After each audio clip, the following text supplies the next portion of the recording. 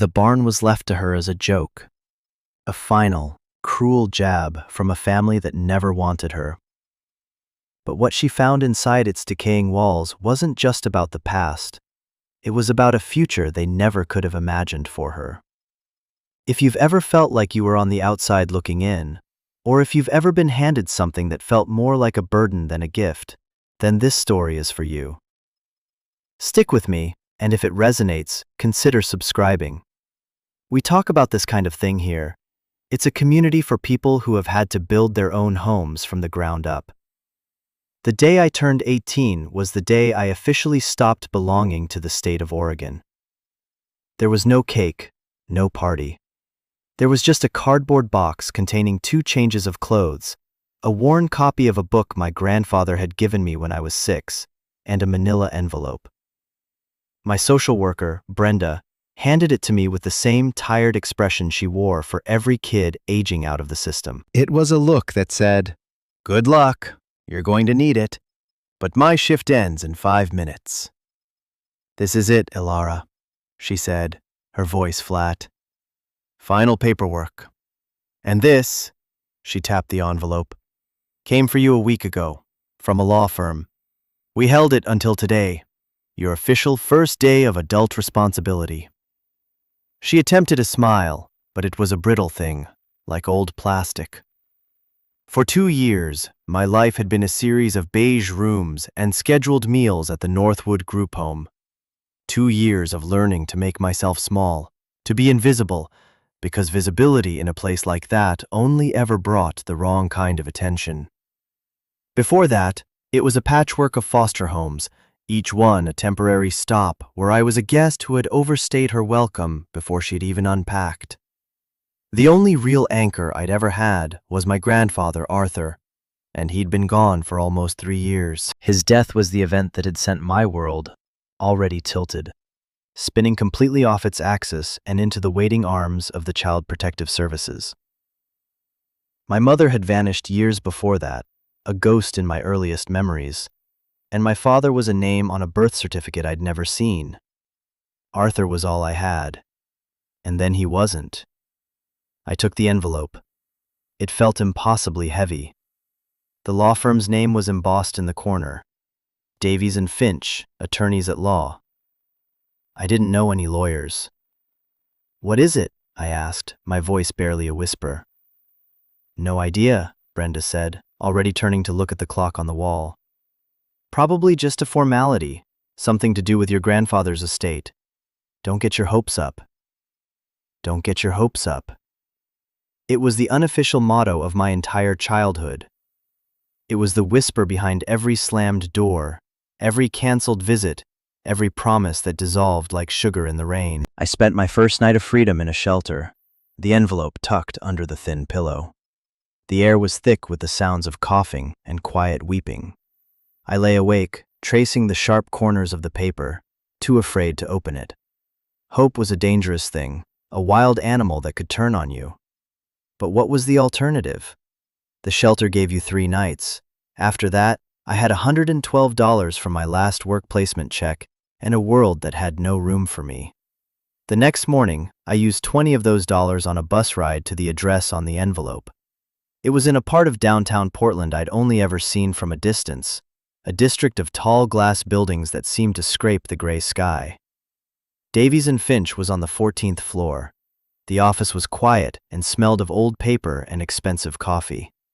A woman with perfectly styled hair looked up from her computer, her expression a blank wall of professional courtesy. "Can I help you?" "I have an appointment," I lied, holding up the envelope. "With Mr. Davies. My name is Ilara Vance." Her eyes flickered with something. Recognition, or maybe pity. She picked up a phone and murmured into it. A moment later, a door opened and a man in a gray suit that looked a little too big for him stepped out. He was older, with kind eyes webbed with wrinkles and a fringe of white hair around a bald head. "Miss Vance," he said, his voice softer than I expected. "I'm Robert Davies. Please, come in." His office was lined with books. Not just law books, but novels, histories, poetry. A window looked out over the city, a view that seemed to stretch on forever.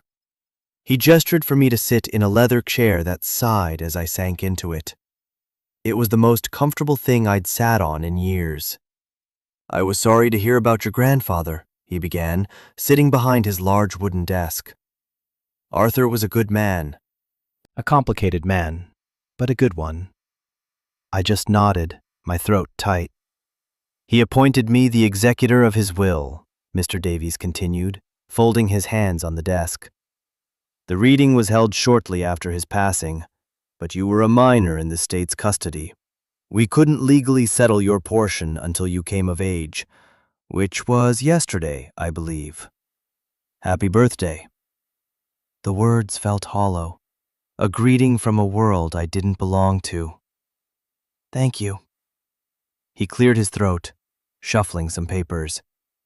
"Now, Arthur's estate was modest. After settling his debts, there was the house in the suburbs, some savings, and a few personal effects. He had 2 other children, as you know, your Aunt Carol and your Uncle Mark. I knew their names. I'd met them once at the funeral. They had looked at me with the same expression Brenda had, a mixture of inconvenience and pity. They had murmured something about being sorry, about how difficult it all was, and then they had disappeared, leaving me with the social worker who had come to collect me. The house went to your uncle, Mr. Davies said, not looking at me. The savings were split between him and your aunt. Your grandfather's personal effects, his watch, his books, his tools, were also divided between them. He paused. I felt a cold knot forming in my stomach. So that was it. Nothing. I was a loose end they had finally tied off. Brenda was right. Don't get your hopes up. He did, however, leave something specifically for you, Ilara. The knot in my stomach tightened. He slid a single piece of paper across the desk. It was a deed. He left you the property on the old family land up in Clatsop County. Specifically, the barn. I stared at him. The barn? Yes, just the barn and the 1-acre parcel it sits on. The original farmhouse and the surrounding 99 acres were sold off 30 years ago to pay for your grandmother's medical care. All that's left of the original Vance homestead is that 1 acre and the barn. I remembered the place, but only vaguely. Arthur had taken me there once when I was very small. I remembered tall grass, the smell of rain, and a huge, dark building that scared me a little. He had held my hand and told me it was a special place, a place where stories were kept. Mr. Davies continued, his voice taking on a careful, almost apologetic tone. To be frank, the structure is in a state of significant disrepair. It has no running water, no electricity. The county assessor values the land at next to nothing because it's landlocked by the timber company that bought the surrounding acreage. The barn itself is considered a liability. Your aunt and uncle, they were quite clear about their lack of interest in it. He didn't have to say it. I could hear their voices in his careful phrasing. They saw it as a piece of junk, a burden. Leaving it to me wasn't an act of remembrance. It was a joke. It was their way of giving me exactly what they thought I was worth. A collapsing, useless building on a worthless patch of dirt. A final, posthumous confirmation of my status as the family afterthought. I see, I said. The words felt like dust in my mouth. There's a packet here for you, he said, pushing a thick envelope toward me. The deed, a copy of the will, a plat map, and this. He pulled out a smaller, sealed envelope. The paper was old and yellowed. My name was written on the front in my grandfather's familiar, spidery handwriting. He left this with me as well, instructed me to give it to you on your 18th birthday, along with the deed. My fingers trembled as I took it. His handwriting, it was like seeing a ghost. For a moment, the fancy office, the lawyer, the crushing disappointment, it all faded away. There was only that script, a tangible piece of the only person who had ever made me feel safe. Miss Vance. Ilara. Mr. Davies said gently, pulling me back to the present. I know this isn't what you were hoping for. There are programs, resources I can connect you with, shelters, job placement. I have a place to stay, I lied again, my voice stronger this time.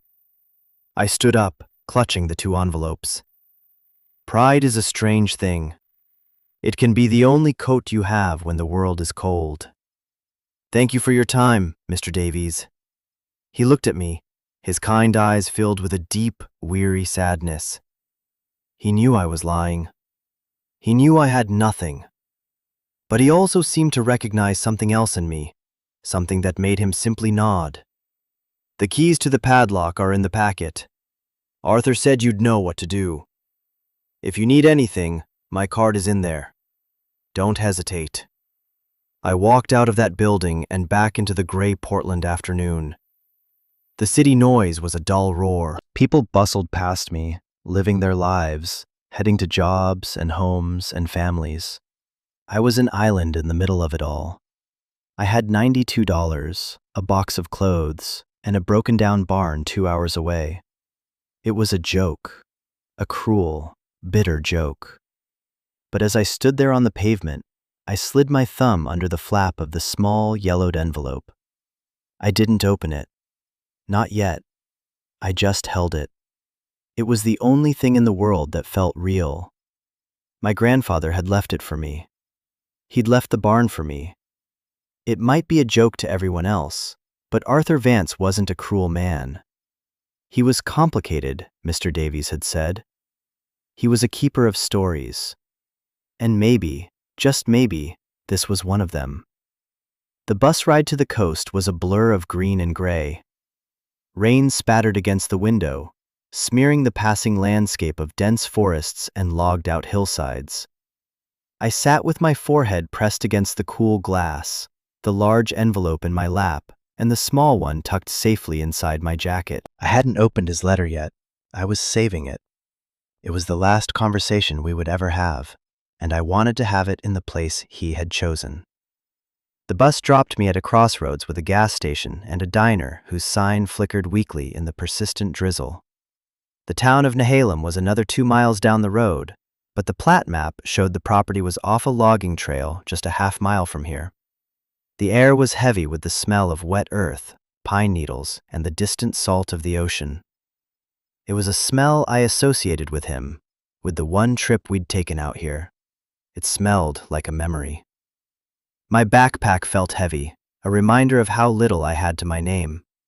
The box of my belongings was in a locker back at the bus station in Portland. I'd have to figure that out later. Everything felt like a later problem. The only now problem was finding the barn. The logging trail was more mud than gravel. It cut through a thick stand of Douglas firs owned by the timber company. Their signs were posted every 100 feet. Stark white squares with black lettering. Private property. No trespassing. It felt like walking down a long, unwelcome hallway. After about 15 minutes, I saw it. Through a break in the trees, a dark shape rose against the bruised sky. The barn. It was worse than I had imagined. The roof on the north side had partially collapsed, creating a jagged black maw. The wood siding, once red, had weathered to a mottled gray-brown, the color of old bones. Some of the boards had rotted through entirely, leaving gaps like missing teeth. The whole structure sagged, leaning tiredly to one side as if the sheer effort of standing was too much. It was surrounded by a sea of tangled blackberry vines and shoulder-high grass. A single, massive oak tree stood sentinel beside it, its bare branches reaching like skeletal fingers. My inheritance. A ruin. I pushed through the wet foliage, thorns catching at my jeans. The main doors were held shut by a thick, rusted chain and a heavy-duty padlock. It looked much newer than the rest of the building. I found the keys in the packet from Mr. Davies. My hands were numb with cold as I fumbled with the lock.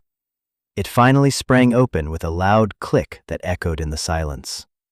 It took all my strength to haul one of the massive doors open, its bottom edge scraping a groove in the dirt floor. The hinges groaned in protest, a long, mournful sound. I stepped inside. The air was cold and still, thick with the scent of decay, damp earth, and ancient, dry hay. Light filtered in through the gaps in the walls and the gaping hole in the roof, illuminating swirling dust motes in hazy shafts. The interior was cavernous. Most of it was empty, a vast, open space littered with debris from the collapsed roof. Splintered rafters, shingles, and pieces of tar paper. A thick layer of dust and dirt covered everything. To one side, a few rotting stalls remained, their doors hanging crookedly. A rusted-out tractor, so old it looked like a museum piece, sat silently in a corner, slowly being consumed by the very ground it rested on. I felt a wave of despair so profound it almost buckled my knees. This wasn't a home. It wasn't even a shelter. It was a grave. My family was right. My Aunt Carol and Uncle Mark were probably laughing themselves sick, imagining me standing here, the queen of this crumbling castle of rot. I sank down onto an overturned bucket, the only place to sit, and pulled my jacket tighter around me. The cold was seeping into my bones. This was a mistake. I should have stayed in Portland, tried to find a job, another shelter. What was I thinking, coming out here? I was chasing the ghost of a man who had left me to rot, just like this barn. Tears pricked my eyes, hot and sharp. I cried for the little girl who lost her grandfather. I cried for the teenager who navigated the labyrinth of the system alone. I cried for the young woman who was sitting in a derelict barn with less than $100 to her name and no idea what to do next. I cried until I was empty and cold, and the tears wouldn't come anymore. When I was done, a strange quiet settled over me. The only sound was the drip, drip, drip of water falling from the hole in the roof into a puddle on the dirt floor. Drip, drip, drip. A steady, relentless rhythm. I reached into my jacket and pulled out his letter. The paper felt fragile in my hands. It was time. I opened it. The letter inside was several pages long, filled with that familiar, elegant script. My dearest Ilara, if you are reading this, then I am gone, and you are finally 18. Happy birthday, my little starling. I am so sorry I am not there to say it in person. I am sorry for so many things. I imagine you are sitting in the old barn right now. I imagine you are cold, and probably angry with me. You have every right to be.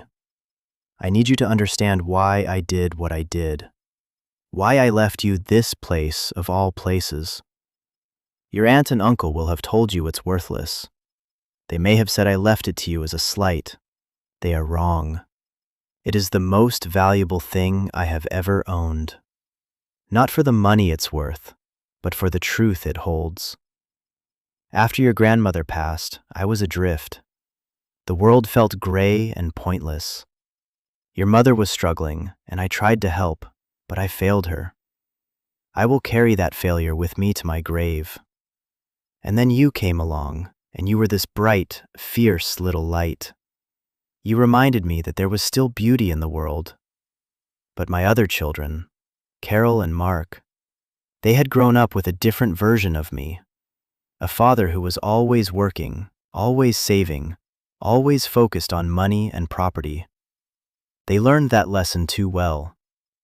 When the money from the main property sale ran out, and all that was left was my pension and this old wreck, they grew distant. They saw me as a burden. And when you came to live with me, they saw you as one too. They wanted me to put you into the system then. They said I was too old, too poor to raise a child. They threatened to have you taken away. So I made a deal. I cut them into my will for the house and my savings, everything I had left, on the condition that they would leave us alone. Let me have my last few years with you in peace. It was a devil's bargain, and it cost me almost everything. But it bought us time. It bought us those afternoons in the park, the stories we read, the pancakes I burned on Saturday mornings. I would make that trade again in a heartbeat. When I got sick, I knew the deal was off. I knew they would not keep you. They would let the state take you, and they would take the house. I tried to fight it, but I ran out of time. Leaving you was the hardest thing I have ever done, Elara. Please, believe that. So I am leaving you the barn, because it is the only thing I own that they do not understand. They see rot and decay. I see a foundation. I see a place that is honest. It doesn't pretend to be anything it isn't. It has stood here for 100 years, through storms and snow and blistering sun. It is strong in ways most people can't see, just like you. This place is your inheritance, Elara, not of money, but of truth, and of choice. What you do with it is up to you. You can walk away, and I would not blame you. Sell the land for what little you can get, or you can stay. You can find what is hidden here. They never knew the real story of this place. They never bothered to ask. They don't know that my father, your great-grandfather, built this barn with his own 2 hands. And he was a man who did not trust banks. Look to the foundation, Elara. The world is built on foundations. Find the stone that doesn't match, where the winter sun hits at dawn. Whatever you find, know that it is yours. It is the life I wanted for you, the security I could never give you in person. It is a second chance. Don't let them take it from you. Be brave, my starling. I love you more than all the stars in the sky. Yours always, Arthur. I read the letter 3 times, the words blurring through a fresh wave of tears. These weren't tears of despair. They were tears of grief, of understanding, of a love so fierce it had reached across death to find me. He hadn't abandoned me. He had protected me. He had bought me time with the only currency he had left. The anger I had been nursing for 3 years, the bitter sense of being thrown away, it all dissolved, replaced by a profound, aching love. He had seen me. He had always seen me. And he had left me a puzzle, a clue. Look to the foundation. Find the stone that doesn't match, where the winter sun hits at dawn. I looked around the barn, my heart pounding in my chest. The foundation was a low wall of massive, rough-hewn stones, visible just above the dirt floor. The eastern wall was mostly intact, a solid line of dark gray rock. Dawn. The winter sun would rise in the southeast. I would have to wait until morning. Suddenly, the cold, the dark, the decay, it all seemed different. It wasn't an ending, it was a beginning. This wasn't a grave, it was a treasure chest. And my grandfather had just given me the key. That night was the longest of my life. I had no food, no water, no light. I huddled in a corner of one of the old stalls, stuffing dry, dusty hay into my jacket for insulation. The cold was a physical presence, a heavy blanket that pressed down on me. The wind howled through the gaps in the walls, a lonely, mournful sound. Every creak and groan of the old building made me jump. I was terrified, but it was a different kind of fear now. It wasn't the hopeless fear of the lost, but the electric, sharp-edged fear of someone on the verge of discovery. I thought about his letter, reciting the words to myself like a prayer. It is strong in ways most people can't see, just like you. Had he really thought that? Had he seen strength in the quiet, scared little girl I had been? Maybe he had. Maybe he saw something I had never been able to see in myself. As the night wore on, the rain stopped. The clouds began to break. Through the hole in the roof, I could see a sliver of moon and then a scattering of stars. I thought of him calling me his starling. He used to point out the constellations to me from the porch of his small house. He'd trace Orion and Cassiopeia with his finger, telling me the old stories. He'd given me the sky. And now, he had given me the earth beneath my feet. Sleep was impossible. My mind raced with possibilities. What could he have hidden? Money? Old family heirlooms? Something else entirely? Part of me was terrified that I was getting my hopes up again, setting myself up for another crushing disappointment. Maybe the treasure was purely metaphorical. Maybe the mismatched stone would reveal another letter, another piece of the story, but nothing that could solve the immediate, practical problems of being homeless and broke. But another part of me, a part that sounded a lot like Arthur's steady voice, believed him. He wasn't a man for grand, empty gestures. He was practical, grounded. If he said he was leaving me a second chance, he meant it. I must have drifted off at some point because I was startled awake by a change in the light. A pale, gray luminescence was filtering through the eastern wall. It was almost dawn. I scrambled to my feet, my muscles stiff and aching from the cold. I went to the eastern wall, my breath misting in the frigid air. The foundation stones were massive, a jigsaw puzzle of granite and basalt, fitted together with surprising precision. Moss grew in the crevices between them. And then the sun broke over the distant tree line.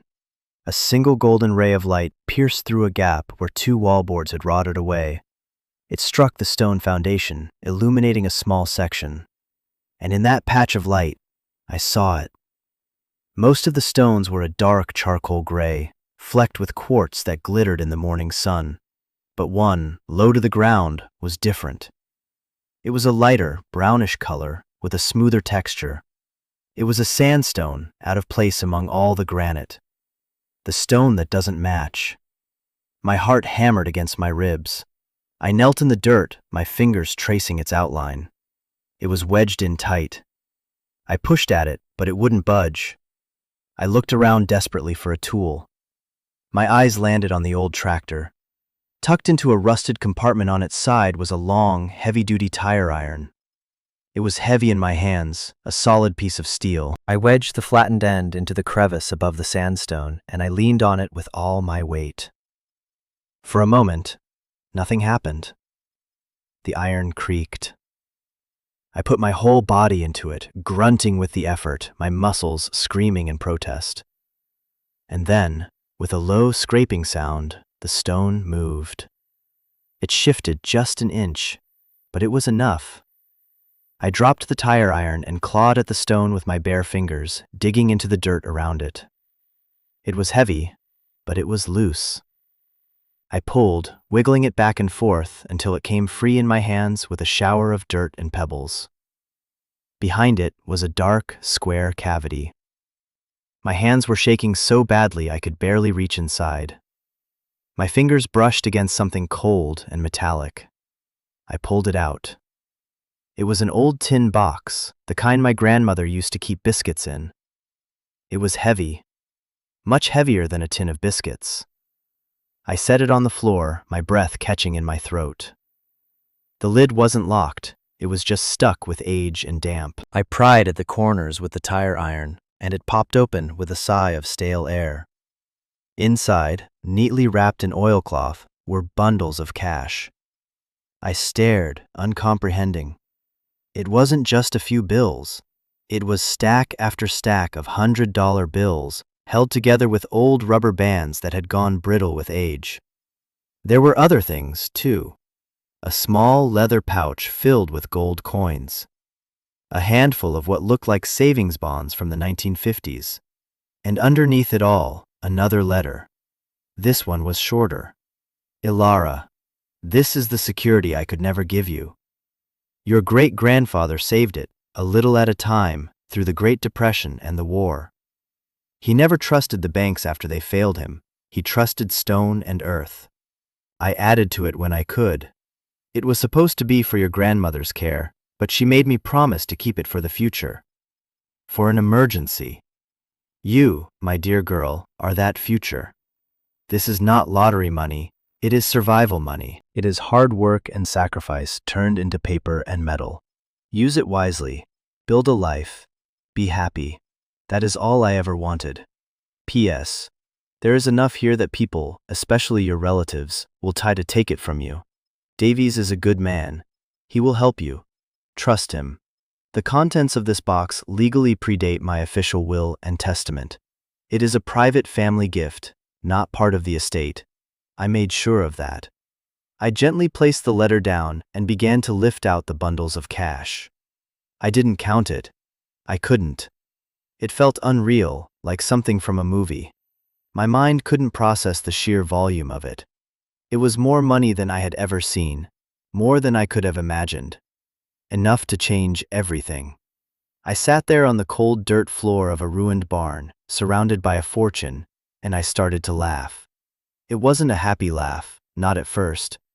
It was a wild, hysterical sound that echoed in the vast, empty space. I laughed at the sheer, beautiful, heartbreaking absurdity of it all. My family had discarded me with what they thought was a pile of garbage, and all along, the real inheritance, the real legacy, was hidden right under their noses. They had walked this land, dismissed this barn, and never once thought to look deeper. They only saw the surface of things. Arthur knew. He knew them, and he knew me. He had trusted me to look deeper. After the laughter subsided, a profound sense of calm washed over me. I wasn't cold anymore. I wasn't scared. I felt my grandfather's presence in that barn more strongly than ever before. It was in the solid stone foundation, in the sturdy oak beams that still held up the sagging roof, in the quiet, patient light of the morning. I carefully packed everything back into the tin box. It felt like I was holding my entire future in my hands. My first thought wasn't about what I would buy. It was about what I would build. The walk back to the crossroads felt completely different. The world seemed brighter, the air cleaner. The private property signs on the trees no longer felt menacing. They just seemed like irrelevant details. I had my own property now. I had an acre of the world that was mine. I used my phone, which had a sliver of battery left, to call Mr. Davies. I had to wait in the diner, nursing a cup of coffee I bought with my dwindling cash, for him to get to his office. "Mr. Davies, it's Elara Vance," I said, when his secretary finally put me through. "Elara, are you all right? Where are you?" He sounded genuinely concerned. "I'm fine. I'm at the property, the barn." There was a pause. "My dear girl, that's not a safe place to be. As I said, I can help you find—" "I found it," I said, cutting him off. "Found what?" "What he left for me. In the foundation, there's a box. It's a lot, Mr. Davies. I think you need to see it." The silence on the other end of the line was heavy. I could almost hear the gears turning in his legal mind, cycling through skepticism, confusion, and a dawning flicker of possibility. Arthur Vance was a complicated man, he'd said. Maybe he was starting to understand just how complicated. "Stay right where you are," he said finally, his voice tight with something I couldn't quite decipher. "I'm on my way. It'll take me 2 hours." Waiting for him was nerve-wracking. I sat in a booth at the diner, the heavy tin box in my backpack on the seat beside me, guarding it like a dragon. I ordered pancakes, and they were the best thing I had ever tasted. I was starving, but it was more than that. It was the first meal I had eaten as a person with a future. Mr. Davies arrived in a modest sedan, looking out of place in his city suit against the backdrop of logging trucks and fishing boats. He looked tired, but his eyes were sharp and focused. He didn't ask questions in the diner. He just paid for my meal and then said, "Let's go." We walked down the muddy trail together. When we reached the barn, he stopped and stared at it, a deep frown on his face. "He left you this," he murmured, more to himself than to me. "Good heavens, Arthur." I led him inside, to the hole in the foundation and the displaced stone. I opened my backpack and put the tin box on the overturned bucket. Then I lifted the lid. Mr. Davies stared into the box for a full minute without saying a word. He looked from the cash to the gold coins to the old bonds. He looked at the hole in the wall. He looked at me, a skinny 18-year-old in a dirty jacket. His professional composure finally cracked. He took off his glasses and rubbed his eyes, letting out a long, slow breath that was half sigh, half chuckle. "That magnificent, stubborn old man," he whispered. "He actually did it." He spent the next hour with me in the cold barn, carefully examining the contents of the box. He read Arthur's second letter, his expression softening. "This changes things, Ilara," he said, his voice full of a new respect. "This changes everything. Your grandfather was smarter than any of them gave him credit for. Setting this up as a pre-will gift, it's brilliant. It's untouchable by the estate. It belongs to you, and you alone. Your aunt and uncle have no claim to it whatsoever." A weight I hadn't even realized I was carrying lifted off my shoulders. "What do I do now?" I asked, the question feeling enormous. "Now," he said, a genuine smile finally reaching his eyes, "we go to a bank in a town where no one knows you. We get a safety deposit box. We get this appraised. We get you a financial advisor. And we get you a warm place to stay. Then, you decide what you want to do with the rest of your life." The next few weeks were a whirlwind. Mr. Davies was true to his word. He became my guide, my protector. He helped me navigate a world of banking and investments that was completely alien to me. The total value of the box's contents was staggering. It wasn't billionaire money, but it was more than enough. It was never have to worry again money. It was build whatever you want money. The first thing I did was buy a small, reliable truck. The second was to rent a comfortable room in a motel in the nearest coastal town. For the first time, I had a key to a room that was mine, a hot shower that never ran out, and a bed that wasn't a thin mattress on a metal frame. It was a strange and wonderful luxury. Mr. Davies handled the inevitable phone call from my Aunt Carol. He told me about it later. Once word got out that I hadn't just vanished, that I was still in the area, she had called his office, demanding to know what was going on. She wanted to know if the girl had come to her senses and was ready to sign over the worthless property, Mr. Davies relayed, a hint of dry amusement in his voice. She offered to take it off your hands for $100 to save you the property taxes. "What did you tell her?" I asked. "I told her that your inheritance was a private matter, but that you were quite satisfied with your grandfather's gift and had decided to keep the property. I also informed her that any further contact should go through my office." I could imagine her sputtering on the other end of the line, confused and indignant. They would never know the truth. That was the most beautiful part of Arthur's plan. Their greed had blinded them. They had sifted through his life, taking every visible object of value, and had missed the heart of it completely. After the initial shock wore off and the reality of my new situation began to sink in, I knew what I had to do. I could have gone anywhere, done anything. I could have bought a condo in the city, traveled the world. But all I wanted was to go back to the barn. It wasn't a ruin to me anymore.